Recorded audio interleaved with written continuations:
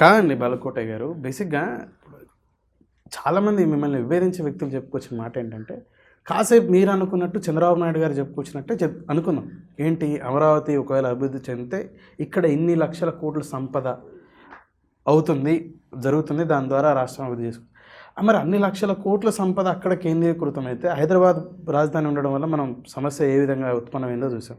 అలా కాకోకుండా అభివృద్ధిని 3 ప్రాంతాలకు ఇచ్చేయాలి కదా, అక్కడే కేంద్రీకృతం చేయడం, అన్ని లక్షల కోట్లు ఆ కొద్ది మంది వ్యక్తులకే, మీరు ఇందాక చెప్పారు చూడు, ఆ 34,000 రైతులకు మాత్రమే చేకూర్చడం, అది కూడా సాగులున్న పంటలను తీసుకోవడం ఎందుకు, ప్రభుత్వ భూముల్లో తీసుకొని ఉంటాయి, లేకపోతే ఈ సిఆర్డీఏ చట్టం కింద ఈ విధంగా కాకుండా గతంలో భూసేకరణ చట్టాలు ఉన్నాయి కదా, ఆ విధంగా సింగిల్ పేమెంట్ చేసి 20-30 లక్షలతో తీసేసుకొని అది ప్రభుత్వ ఆస్తిగా మలుచుకోకుండా ఎందుకు చేశారనేటువంటిది చాలా పెద్ద ప్రశ్న. నరసింహ గారు, సార్ మీరు మంచి జర్నలిస్టే. మరి 2019లో నువ్వేం చేస్తున్నావు అసెంబ్లీలో? నేను భూసేకరణ చేస్తుంటే నువ్వేం చేసావు? తీసుకోవద్దని చెప్పావా? అమరావతి ఇక్కడ నిర్మించడానికి వీలే లేదన్నావా? కొన్ని అడ్డుపడ్డావా? నీ ఎమ్మెల్యేలు ధర్నాలు చేశారా? నీ వైసీపీ కార్యకర్తలు నిరసన వ్యక్తం చేసిందా? చెప్పండి. ప్రభుత్వ భూమిలో తీసుకోమని మేము సలహా ఇచ్చాం, మా సలహాను స్వీకరించలేదు. తీయండి వీడియోలు, వినండి. జగన్మోహన్ రెడ్డి గారి అసెంబ్లీ ప్రసంగాలు ఇప్పటికైనా వినండి, ఇప్పటికి వినండి. జగన్మోహన్ రెడ్డి గారు 2019లో పెట్టిన మేనిఫెస్టో వినండి. రోజా ఏం చెప్పిందో వినండి. ఉండవల్లి శ్రీదేవి ఏం చెప్పిందో వినండి. ఇక్కడే ఉంటుంది అమరావతి. వెంకటేశ్వర గారు ఏం చెప్పాడు, ప్రణాళిక సంఘం వెంకటేశ్వర గారు ఏం చెప్పారో వినండి. ఆల రామకృష్ణారెడ్డి ఏం చెప్పాడో వినండి. మొన్న ఏం చెప్పాడో వినండి. కృష్ణప్రసాద్ గారు ఏం చెప్తున్నాడో వినండి. కాలిఫర్ చెవులు ఇంకా పెట్టే ప్రయత్నం ప్రజలకు చేస్తే ద్రోహం జరుగుతుంది. సార్, వాళ్ళు చెప్పారు వీళ్ళు చెప్పారు అనేది పక్కన పెట్టండి. మీరు ఏ పార్టీ నాయకుడు కాదు. ఆంధ్రప్రదేశ్ ప్రయోజనాలు నాకు ముఖ్యమైనటువంటి చెప్పే వ్యక్తి. మీ కలం మీ గలం అందుకోసం పనిచేస్తున్నాయని చెప్పేసి అని మీరు విరివిగా చెప్పుకుంటారు. సార్, ఇప్పుడు అమరావతి ప్రాంత రైతులకు సంబంధించిన లబ్ధి కాదు, ఆంధ్రప్రదేశ్ ప్రయోజనాల లబ్ధి, ప్రజల లబ్ధి కావాలి. ఆ ప్రాంత ప్రజలే పెద్ద ఎత్తున ఆ డబ్బు లబ్ధి పొందితే ఎలా? అదే ఒక ప్రభుత్వ భూమిలో తీసుకుని ఉంటే ఆ భూమిని సిఆర్డీఏ చట్టం కాకుండా ఇంకొక విధంగా కొని ఉంటే అన్ని లక్షల కోట్ల సంపద ఆంధ్రప్రదేశ్ ఖజానాకు వస్తుంది కదా. నరసింహ గారు, సార్ ఇప్పుడు అమరావతి పరిస్థితి తెలుసా? చెప్పండి. ఎప్పుడైనా అమరావతి వెళ్ళారా? వెళ్ళాను సార్, ఇటీవల. ఏం కనిపించింది అక్కడ మీకు? చెప్పండి. మీరు లక్షల కోట్లు అంటున్నారు కదా, అమరావతిలో లక్షల కోట్లు అందరూ దొంచుకుందాం, అందరూ పంచుకుందాం అన్నారు కదా, ఏం కనిపించింది ఇప్పుడు మీకు? ఇప్పుడు కాదు, చంద్రబాబు నాయుడు గారు చెప్పుకొచ్చిన ఇప్పుడు ఏం కనిపించింది సార్ అని చెప్పారు. పెద్ద ఎత్తున సెక్యూరిటీ అయితే కనపడ్డది. ఏం కనిపించిందంటే కంప చెట్లు, తుమ్మ చెట్లు, కట్ల పాములు, దాసు పాములు. జగన్మోహన్ రెడ్డి గారి సభకు వచ్చి కానిస్టేబుల్ కట్ల పాము కాటేసి చచ్చిపోయాడు అమరావతి రాజధానిలో. అంటే శ్మశానం అయ్యింది. కానిస్టేబుల్ చనిపోయాడండి. అడవి అయ్యిందండి. మీరు సంపద గురించి మాట్లాడుతున్నారు, నేను అడవి గురించి మాట్లాడుతున్నా. చంద్రబాబు నాయుడు గారు ఆయన ప్రణాళిక ప్రకారంగా రాజధాని ఎలా ఉంటే బాగుంటుందని ఆయన ప్రణాళికను ఆయన గీశాడు. మీరు ఏడ్చేది మీరు ఆడవండి. మీరు వచ్చారు అధికారంలోకి, కాదు 7 నగరాలు ఇదిగో ఇది అని చెప్పండి. నా నా నా అభిష్టం ఇదని చెప్పండి. మీరు చేసేది మీరు చేయండి. ఇంకో మాట కూడా ఏంటంటే, పాలకులు ఎప్పుడు కూడా నేను ఇది కట్టా అని రాజకీయ ప్రయోజనం కోసం చెప్తారు. ఏ నగరాన్ని ఎవడో నిర్మించడు, మానవ సమాజం నిర్మించుకుంటుంది. భాగ్యనగరం చరిత్ర 400 సంవత్సరాల చరిత్ర. చార్మినార్ దగ్గర నుంచి ఎవడి కష్టం ఎంత, ఎవడి శ్రమ ఎంత, ఎలా అభివృద్ధి చెందింది, ఒక కేసీఆర్ చేశాడా, ఒక చంద్రబాబు నాయుడు చేశాడా, ఒక రాజశేఖర రెడ్డి చేశాడా, వాళ్ళు రాజకీయం కోసం చెప్పుకుంటారు. కానీ నగరాల అభివృద్ధి చెందవు. ప్రజా సమూహం మమేకమయ్యే కొద్దీ అభివృద్ధి చెందుతుంది. టెక్నాలజీ కూడా అంతే. నువ్వు కనిపెడితే సెల్ ఫోన్ రాదు, అది సమాజం. నేను ఇందాక మొట్టమొదటిలో మీకు ఇంటర్వ్యూ ఆరంభంలో చెప్పా, సమాజం పురిటి నొప్పుల నుంచి వస్తుంది. ఆవేదన అయినా సంతోషమైనా అది సమాజ గతితార్కిక సూత్రం. రాజకీయాల కోసం చెప్తారు. ఆ మాట మనం విని చంద్రబాబు నాయుడు గారు ఇన్ని లక్షల కోట్లు అన్నారు అని చెప్పేసి ఆయన కోణంలో పోతున్నాం. నీకు అమరావతి శాసనాల ద్వారా, చట్టాల ద్వారా, ప్రభుత్వ తీర్మానాల ద్వారా ప్రజాస్వామిక దేశంలో నిర్మితం అయ్యింది. That is the Amaravati, that is the capital. అయితే ఇది అంటే సరే, చట్టము ఒక దురుద్దేశపూర్వకంగా అయ్యింది, ఇది ఆంధ్రప్రదేశ్ హక్కులని ప్రయోజనాలని దెబ్బతీసేలా ఉందని చెప్పేసి మరో వచ్చినటువంటి ప్రభుత్వం దాన్ని కాలరాసే ప్రయత్నం చేస్తూ ఉంది. ఇది ఒకవేళ నిజంగా ఆంధ్రప్రదేశ్ ప్రజల అంటే వారికి జరిగే మంచిని హననం చేస్తామంటే రద్దు చేయడంలో తప్పు లేదు కదా అనేటువంటిది ఒక వాదన. ఏం హననం చేస్తారు? మీ మీ గొంతులో మాట వినిపిస్తుంది సార్. బాలకోటయ్య గారు, ఒక రాజధాని పెడితే ఎంత అభివృద్ధి చెందుతుంది, ఆ. 3 పెడితే ఇంకా అభివృద్ధి చెందిద్ది కదా ఆ, అని కూడా మీరు అడుగుతారు. ఉమ్. అడుగుతారా? జగన్మోహన్ రెడ్డి గారు చెప్తా ఉన్నారు, నేనైతే అడగాను కానీ జగన్మోహన్ రెడ్డి గారు చెప్తున్నారు కదా. ఆ. ఇప్పుడు జగన్మోహన్ రెడ్డి గారు 3 పెడతాడు, ఉమ్. రేపు ఇంకో ముఖ్యమంత్రి వచ్చేసి 6 అంటే ఉమ్. ఇంకా బాగా అభివృద్ధి చెందిద్ది కదా. ఉమ్. తర్వాత 12 అంటే, తర్వాత 36 అంటే, రావణాసురుడు సీతమ్మని సంకలో పెట్టుకుంటే రాజధాని పెట్టుకుని ఎత్తుకుపోతానంటే, మనకన్నా బుద్ధి ఉండాలి, ఉమ్. అనేవాడికన్నా బుద్ధి ఉండాలి. అది ఒక రాజకీయ పార్టీ సామాజిక వర్గాన్ని, ఒక తెలుగుదేశం పార్టీకి సంబంధించిన సామాజిక వర్గాన్ని, కంబ సామాజిక వర్గాన్ని కోకట వేలతో తెగనరకటానికి ముఖ్యమంత్రి తీసుకున్న నిర్ణయం.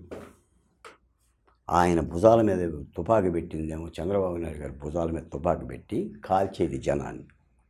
ప్రజలకు చెప్పేది ఏ ఏంటంటే జనాన్ని? అమరావతి ప్రజల జనాన్ని, మొత్తం రాష్ట్రాన్ని. ఆహా. అమరావతి అంటే రాష్ట్రం సార్, నాటే 29 విలేజెస్. అమరావతి అంటే రాష్ట్రం, దాని రాజధాని అది. ఉమ్. మీ తెలంగాణకి భాగ్యనగరం ఎలా రాజధానో, నా ఆంధ్రప్రదేశ్కి రాజధాని అది. విభజిత చట్టం ద్వారా నిర్మించుకున్న రాజధాని. మేమేమి నిర్మించుకోవాలా, ఒళ్ళు బలిసి ఒళ్ళు కొవ్వెక్కి నిర్మించుకోవాలా. మమ్మల్ని ఎల్లగొడితే హైదరాబాదు నుంచి మీరు కొత్త రాజధాని కట్టుకోమంటే ఆ ప్రక్రియలో భాగంగా వచ్చింది అది. దాన్ని కాపాడాల్సిన బాధ్యత ప్రభుత్వాలది. కాపాడే ప్రయత్నంలో మీరు చాలా వరకు ఇప్పటివరకు సఫలీకృతులయ్యారు. మీరు కానీ దీన్ని సమర్థిస్తూ ఉన్నటువంటి గత ప్రభుత్వం, తెలుగుదేశం పార్టీ నాయకులు కానీ, హైకోర్టు వరకు అయితే సుప్రీంకోర్టులో మీకు ఎదురు దెబ్బ తగిలే అవకాశం ఉంది అని చెప్పేసి, అంటే ఒక భంగపాటు జరుగుతుంది అని చెప్పేసి అనే ఒక వాదన ఉంది. దీనిపైన మేము సుప్రీంకోర్టులో ఎదురు దెబ్బింది జరుగుతుంది సార్. హైకోర్టు తీర్పిచ్చింది చాలా స్పష్టంగా, 372 పేజీలు. ఏమిచ్చింది? అయ్యా ముఖ్యమంత్రి గారు, ఆంధ్రప్రదేశ్ శాసనసభ ఒకసారి రాజధాని నిర్మాణం చేసింది, మళ్ళీ శాసనసభ రెండో తీర్మానం చేయడానికి హక్కు లేదు, ఆ నిబంధనలు అలా ఉన్నాయి. మీకు 3 రాజధానులు కావాలంటే విభజన చట్టాన్ని సంప్రదించి ఢిల్లీలో బిల్లు పెట్టుకోండి పార్లమెంటులో అని చెప్పింది. కాదు నేను అసలు వెనక్కే తీసుకున్నాను, 3 రాజధానులు ఇవ్వు అని అన్నాడు ఆయన. అని సుప్రీంకోర్టు పోయి ఈ తీర్పును రద్దు చేయండి, స్టే ఇవ్వండి అన్నారు. స్టేనే ఇవ్వలేదు సార్, మీరు కుట్టేస్తుందని అన్నారు. పండక్క పోతా, పబ్బానికి పోతా, సోమవారం పోతా, మంగళ పోతా అని 20 సార్లు అడిగితే సుప్రీంకోర్టుని స్టే ఇవ్వలేదు. దట్ ఈస్ ది న్యాయస్థానం. అది అంబేద్కర్ రాసిన న్యాయస్థానం సార్. అయితే ప్రభుత్వం ఒక వాదన వినిపిస్తూ ఉంది. ఆ వాదనతో కాకుండా ఆంధ్రప్రదేశ్ ప్రజల ప్రయోజనాలు కాలరాబెడతాయి, అమరావతి అభివృద్ధి చెందితే, ఆ ప్రాంతం మాత్రం అభివృద్ధి చెందితే కొద్దిమంది వ్యక్తులకు మాత్రమే లబ్ధి చేకూరుతుంది, యావత్ ఆంధ్రప్రదేశ్ ప్రజలకి నష్టం వాటిల్తుంది, రాష్ట్ర ఖజానా దెబ్బతింటుంది. ఈ వాదనకి సుప్రీంకోర్టులో వినిపించితే ఈ కేసు నిలబడదు అనేది ఇక వాదనలు ఏమన్నా నరసింహ గారు సార్. హైకోర్టు ఒక తీర్పు ఇచ్చింది. హైకోర్టు తీర్పును తప్పుపడుతూ ప్రభుత్వం వెళ్ళింది. నువ్వు వాదించడానికి ఏమి లేదు, నేను వాదించడానికి ఏమి లేదు. ఒక ఆల్రెడీ ఇచ్చిన తీర్పుని కొట్టేయమని వెళ్ళింది. సుప్రీంకోర్టు ముందర ఆంధ్రప్రదేశ్ ప్రజల ప్రయోజనాలు దెబ్బతిల్తాయి, అమరావతి ప్రాంతం అభివృద్ధి చెందితే ఆ రైతులకు మాత్రమే లబ్ధి చేకూరుతుంది, దాని ద్వారా ఒక 10 లక్షలు 20 లక్షల కోట్లు ఆంధ్రప్రదేశ్ ప్రజలకు నష్టం వాటిల్తుంది అనే వాదన వినిపిస్తే, ఎప్పుడు కూడా న్యాయస్థాన ప్రక్రియలో ఒక కోర్టు జడ్జిమెంట్ ఇచ్చిన తర్వాత ఆ జడ్జిమెంట్ తప్ప కాదా అనేది ప్రభుత్వం ఆ జడ్జిమెంట్ మీద మాట్లాడుతుంది. ఈ వాదనలన్నీ హైకోర్టులో జరిగినాయి. వాదనలో జడ్జిమెంట్ మీద డిస్కస్ జరుగుతుంది. ఆ జడ్జిమెంట్ రాంగ్ అని చెప్పి అవతల పక్షం అంటుంది, ఆ జడ్జిమెంట్ కరెక్ట్ అని అవతల పక్షం అంటుంది. తీసుకోవాల్సిన సుప్రీంకోర్టు తీసుకుంటుంది. ఇచ్చింది high court. Already judgement is passed. అందుకని పై కోర్టులో వాదనలు అలా జరుగుతాయి.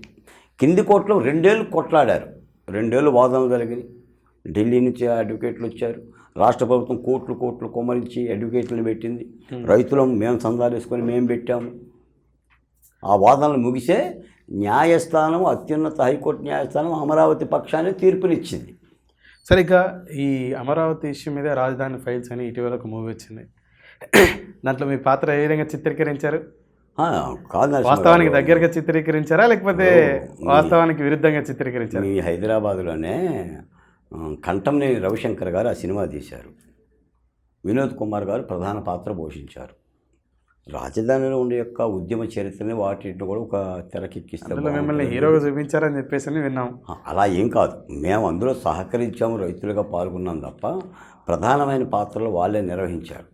వినోద్ కుమార్ గారు అని ఇంకొక మహిళా ఆర్టిస్ట్ ఒక ఆమె.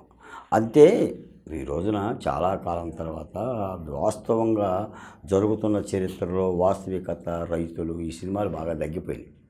ఇప్పుడు వచ్చిన ఈ మూవీ కూడా వాస్తవికత లేదంటారా? రాజధాని ఫైల్స్ వాస్తవిక సినిమానే కదా, జరిగిందే ఆయన తీశాడు.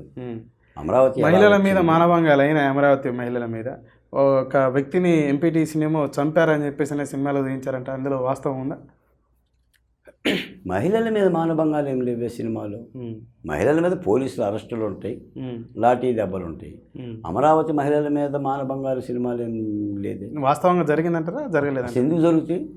తోలు తీస్తాం. మానభంగాలు చేసే దమ్ము ఉందా అమరావతిలో ఎవరికైనా? అరే జరిగిన మానభంగాలకే ప్రభుత్వం పశ్చాత్తాపడే ఉద్యమాలు చేస్తుందంటే మానభంగాలు ఎందుకు చేస్తారు? ఈ అమరావతి ఇష్యూ సందర్భంలో ఎవరినైనా మర్డర్ చేయడం జరిగింది అధికార పార్టీ నాయకులు? ఎందుకు జరుగుతాయి సార్ అవి? ఉద్యమాలు ఎందుకు జరుగుతాయి? పోలీసులు అరెస్ట్ చేస్తారు, కేసులు పెడతారు, మళ్ళీ వదిలి పెడతారు, లేదా శిబిరాలు 144 సెక్షన్లు పెడతారు, 30 సెక్షన్లు పెడతారు. ఇవే జరుగుతాయి. ఈ వివేకానంద రెడ్డి గారి మర్డర్కి సంబంధమే లేదా అమరావతి ఇష్యూకు? ఆ సంఘటన కూడా అందులో చూపించారని దాని మీద మీ అభిప్రాయం? మీరు అమరావతి సినిమా మొత్తం కూడా అమరావతి ఉండదు, అది ఆ నిర్మాత డైరెక్టర్ వాళ్ళ అభిష్టం. ఆ సినిమాలో కొన్ని క్యాసినో డ్యాన్స్ పెట్టారు, కొడాల నాని గారికి ఇష్టమని. మరి అమరావతిలో క్యాసినో డ్యాన్స్ చేశారా? గుడివాడలో వేసారా? ఆ ప్రభుత్వం మీద, ఆ ప్రభుత్వానికి సంబంధించిన అధినేత మీద వాళ్ళు తీసిన సినిమా కాబట్టి ఆ పరిపాలనలో కొన్ని సంఘటనలు వాళ్ళు చిత్రీకరించారు. అది అమరావతిలో మానభంగాలు కాదు, రాష్ట్రంలో మానభంగాలు జరిగింది. రాష్ట్రంలో గొడ్డల వీటులు జరిగినాయి, క్యాసినో డ్యాన్సులు జరిగినాయి రాష్ట్రంలో. అది రాష్ట్ర దృక్కోణం నుంచి ఆ సినిమా తీశారు. వేరే అని ఒక పదార్థాన్ని బట్టి సినిమా తీయరు కదా. ఈ రోజున వర్మ గారు తీస్తున్నారు, వ్యూహం సినిమా శబదం సినిమా తీస్తున్నాడు. ఏంటంటే టార్గెట్ అధికార పక్షాన్ని పైకెత్తేసేసి ప్రతిపక్షాన్ని విమర్శించాలి, లేదా చంద్రబాబు నాయుడు గారిని విలన్గా చేపించేసేసి జగన్మోహన్ రెడ్డి గారిని హీరోగా చేపించాలి. తత్ఫలితంగా ఆయన పారితోషికం ఆయన తీసుకోవాలి. That is the business. ఇప్పుడు ప్రజలు తిరస్కరిస్తారా, నిజమైన ఏళ్ళు వేస్తారనేది ఆ విడుదల సందర్భంగా తెలుస్తుంది. అది వాళ్ళ పని అండి. సినిమా ఇది ఒక వ్యాపారం, ఒక వినోదకరమైన కార్యక్రమం. రాజధాని రైతులు కంటమనేని గారు ఎవరో ముందుకు రాకపోతే, నటించడానికి కూడా ముందుకు రాకపోతే ఇంకా ధైర్యం చేసి రైతుల యొక్క ఉద్యమ విషయాన్ని కాస్త తెరకెక్కిద్దామని, అందులో వాళ్ళ కష్టాలు చెప్దామని, నాలాంటి వాళ్ళ కష్టాలు కూడా చెప్దామని చెప్పేసి అని అది చేసిన ఒక గొప్ప ప్రయత్నం. పెద్ద ఎత్తున ఆదరణ లభించింది. అజయ్ గారి పైన వారు తీసినటువంటి మూవీ వ్యూహం పైన మీ అభిప్రాయం? వారు సినిమాలు కావు కదా సార్ నరసింహ గారు, అవి సినిమాలు కావు. అది ఓహోం బై అని ఆయన నమ్మిన నాయకుడిని మొయ్యటం. ఇప్పుడు శ్రీశ్రీ గారు అంటారు, బానిసకొక బానిస అని. అలాంటి వాళ్ళు ఉంటారు ప్రభుత్వంలో, వాళ్ళు ముఖ్యమంత్రులు మోస్తారు. నేను ఇప్పుడు ఆర్జీ గారిని బానిస అంటున్నారా మీరు? నేననేది ఏముంది సార్, ఆయన అన్నది అది కదా. ఇప్పుడు ఆయన ఏమంటాడు సినిమా చూసి, నీకు ఇష్టం ఉంటే చూడు, లేకపోతే మానేయి అంటాడు. ఈ అశ్లీలత ఏందని ఒక కమ్యూనిస్ట్ పార్టీ నాయకురాలు ఎట్నే లైవ్లో అడిగితే నిన్ను పెట్టి సినిమా చెప్తాను. ఇప్పుడు ఆర్జీబీకి కూడా మాట్లాడాల్సినంత, ఇప్పుడు వృధా పదార్థాల గురించి, చెత్తల గురించి కూడా బాలపట్టి మాట్లాడలేడు. సమాజానికి పనికిరాని శరీరం మీద ఉన్న ఒక పుండు, ఆ పుండు మూలన శరీరానికి నష్టం వస్తుంది తప్ప ప్రయోజనం